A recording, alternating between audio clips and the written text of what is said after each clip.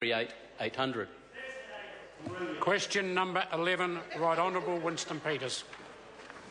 The Speaker, this question is to the Minister for Primary Industries and asks, has he received a report from the Ministry for Primary Industries that identifies the pathway by which PSA bacteria entered New Zealand? Honourable Joe Goodhue.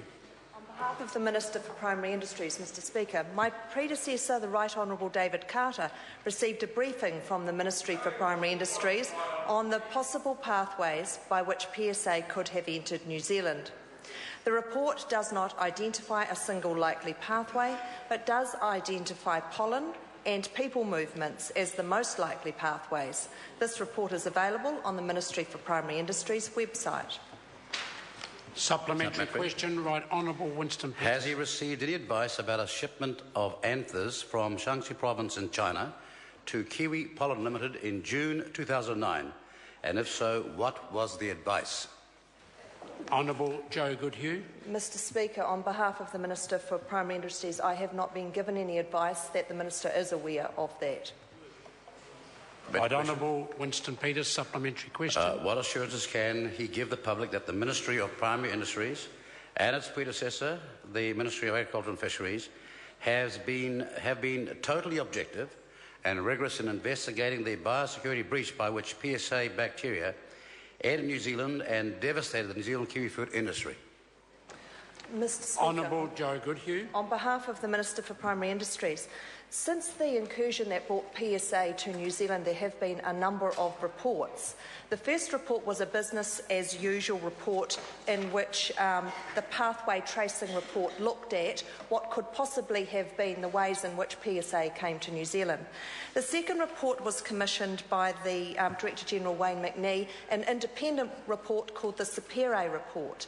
Now, that looked again at what the possible pathways of PSA into New Zealand actually were, and also made some recommendations.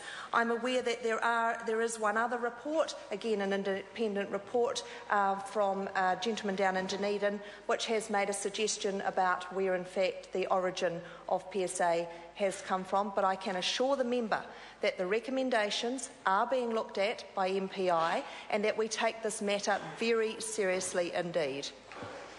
Supplementary question, Right Honourable Winston Peters. Has the Ministry of Primary Industries used the research of Associate Professor Russell Poulter of the Department of Biochemistry of Otago University, who has undertaken genetic analysis to trace the particular PSA bacteria strain that entered New Zealand, and if not, why not?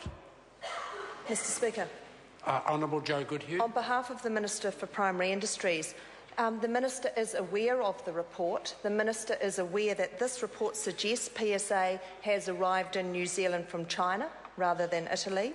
This is not unexpected, but the research does not point to a definitive pathway into New Zealand.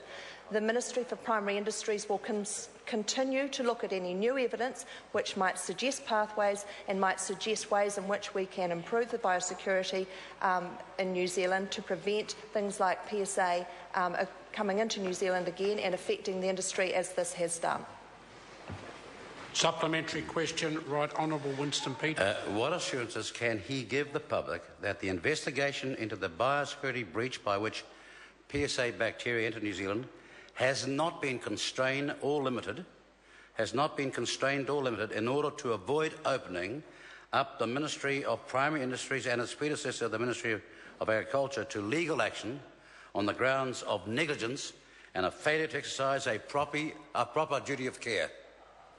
Honourable Joe Goodhue. On behalf of the Minister for Primary Industries, I can assure the member that this is being taken very seriously, and in fact the very independence of the Sapere report means that MPI are taking it seriously and are not looking to conduct just an in-house investigation. Of course, the initial report was a business-as-usual pathway report, as I've mentioned in my first answer, the pathway tracing report, but then an independent report was commissioned, the Sapere report. I believe that points, in fact, to no covering off the opportunity to find out exactly what happened in this case.